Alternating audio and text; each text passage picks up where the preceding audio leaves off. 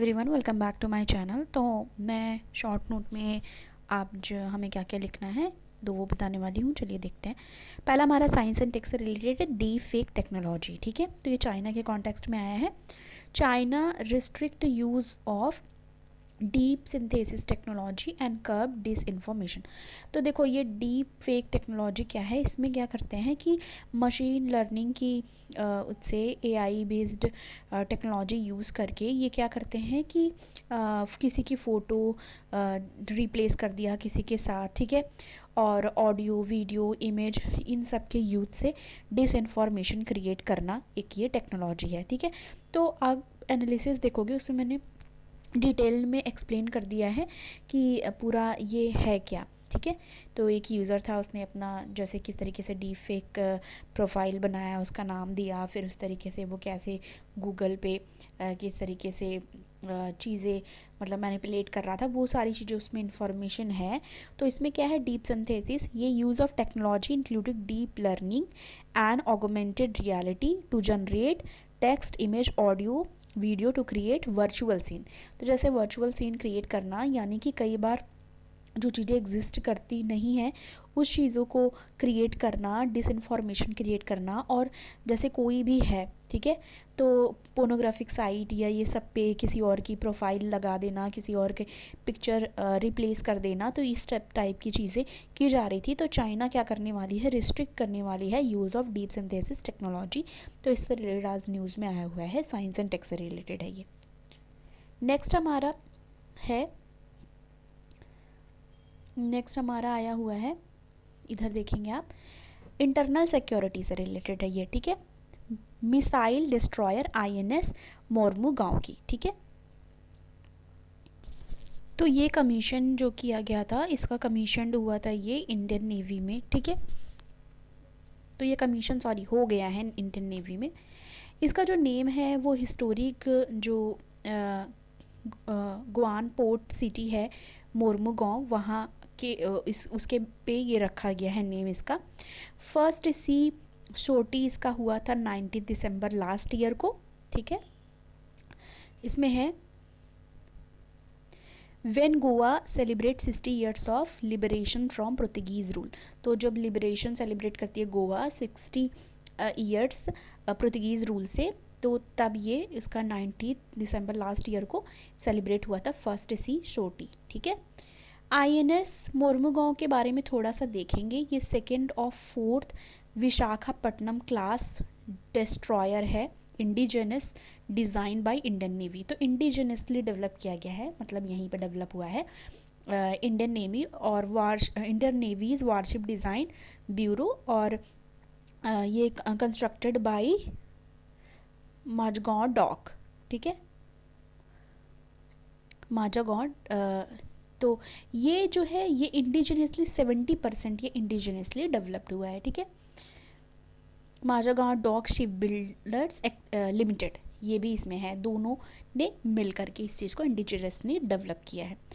ये fight under, देखो ये किस किस चीज़ में काम आएगी, nuclear biological and chemical NBC warfare condition में, fitted with modern surveillance radar. तो ये फिटेड है किसके साथ, मॉडर्न सर्विलांस रडार सिस्टम है इसमें, जो प्रोवाइड करेगी टारगेट डॉट को। ठीक है, गनरी वेपन, इसमें थोड़ा सा कट गया है, तो ये बस इतना याद रखो इसमें कि ये मॉडर्न सर्विलांस रडार सिस्टम है इसमें। नेक्स्ट हमारा है एनवायरनमेंट से रिलेटेड बायोडाइवर्सिटी फंड। तो बायोडाइवर्सिटी फंड के बारे में थोड़ा सा हम देखेंगे। 196 parties to convention on biological diversity. ठीक है, सीबीडी की बात हुई। इसमें है कि finalise negotiation for post 2020 global biodiversity framework. तो फाइनलाइज करना नेगोशिएट करके पोस्ट 2020 ग्लोबल बायोडाइवर्सिटी फ्रेमवर्क के लिए। इसमें क्या बात की जा रही है कि इसमें है inclusion of CBDR principle in finance related target. तो ये जो मीटिंग हुई है, ठीक है, ये जो बायोडाइवर्सिटी फंड के लिए जो ये हुई है COP15, तो यहाँ पे फाइनेंशियल टारगेट को लेके बात यहाँ पे की गई है। एक चीज़ आपको याद रखना है, जैसे COP15 मैंने बोला, तो आपको COP27 से नहीं कंफ्यूज हो जाना है। COP27 क्लाइमेट चेंज के लिए है, वो शर्म एल शेख इजिप्ट में हुआ था। और ये COP15 जो है ये कनाडा के मॉन्ट्रियल में हुआ है, ठीक है। ये बायोडाइवर्सिटी के लिए है, तो ये याद रखना आपको। इसमें है global environment facility which cater multiple convention including UNFCCC and UN convention to combat desertification remains the only source of funding for biodiversity convention. तो ये बताया जा रहा है कि जो UNFCCC है और UN कन्वेंशन है वही अभी तक ऐसे सोर्स हैं, ओनली सोर्स है जो फंड कर रहे हैं बायोडाइवर्सिटी कन्वेंशन के लिए, ठीक है। अब देखो यहाँ पे आया ना जो मैंने अभी बोला COP15, तो ये देखो एट CBD COP15 बायोडाइवर्सिटी से रिलेटेड है ये। तो इसमें है कि डेवलपिंग कंट्रीज़ ने डिमांड किया है new and dedicated biodiversity fund के लिए, ठीक है। और इसमें ये भी बोला है कि जो एग्जिस्टिंग मल्टीलेटरल सोर्सेज हैं not up to the task of meeting requirement of GBF, कि वो रिक्वायरमेंट नहीं पूरी कर पा रही हैं, ठीक है। तो इसलिए उन्होंने डिमांड करी है फंड की। अब नेक्स्ट हमारा पॉलिटी एंड गवर्नेंस और एथिक्स में भी ये क्वेश्चन, आप अगर प्रीवियस ईयर क्वेश्चन देखेंगे तो प्रीवियस ईयर क्वेश्चन में ये आ चुका है गुड गवर्नेंस से रिलेटेड। तो इसमें देखो पहले तो गवर्नेंस जान लेते क्या है। तो यहाँ पे है कि governance is a process of decision making and process by which decision are implemented.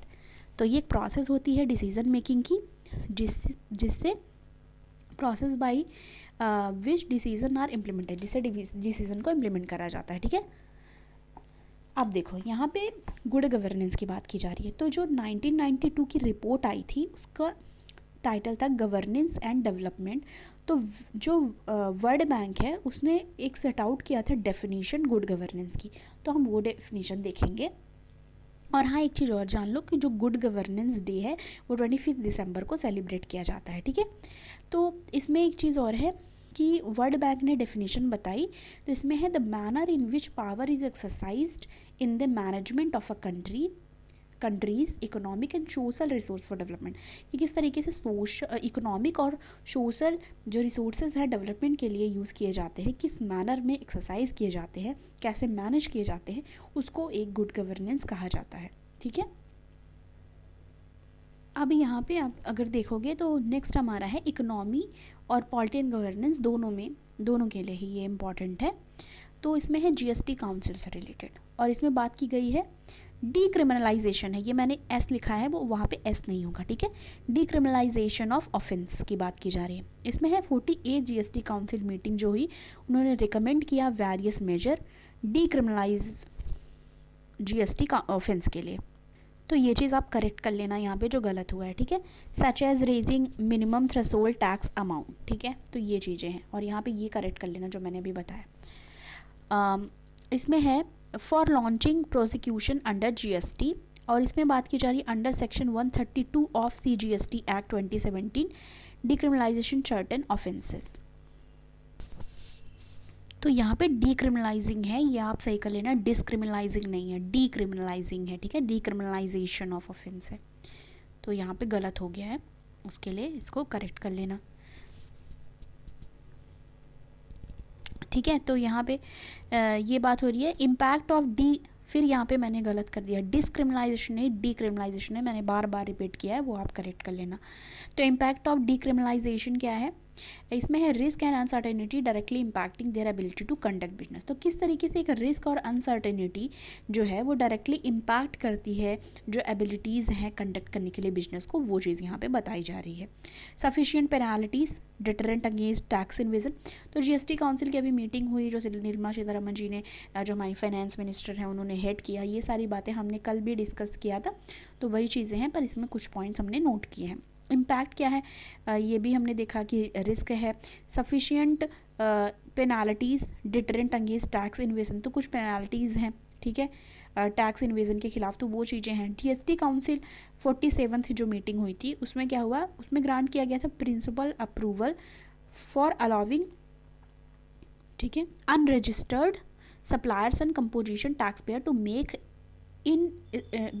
Intra state supply of goods through e-commerce operator. तो यहाँ पे ये बताया जा रहा है कि जो 47th मीटिंग हुई थी, वहाँ पे ग्रांट किया गया था प्रिंसिपल अप्रूवल, ठीक है। किस चीज़ के लिए? अलाउ करने के लिए जो अनरजिस्टर्ड सप्लायर्स हैं, ठीक है, उनको जो टैक्स पेयर हैं मतलब उनको जो इंट्रास्टेट सप्लाई जो गुड्स हैं उसका उनको ई कॉमर्स ऑपरेटर के जरिए हो सके, इसके लिए किया गया था। और हाँ, इसको करेक्ट कर लेना जो यहाँ पे गलत हुआ है, ठीक है। तो उसके लिए सॉरी जो मैंने यहाँ पे गलत किया, लेकिन आप इसको करेक्ट कर सकते हो, तो मैंने आपको बता दिया है। और ये था आज का हमारा जो हमें लिखना था, जो इम्पोर्टेंट था एग्ज़ाम के लिए। Thank you.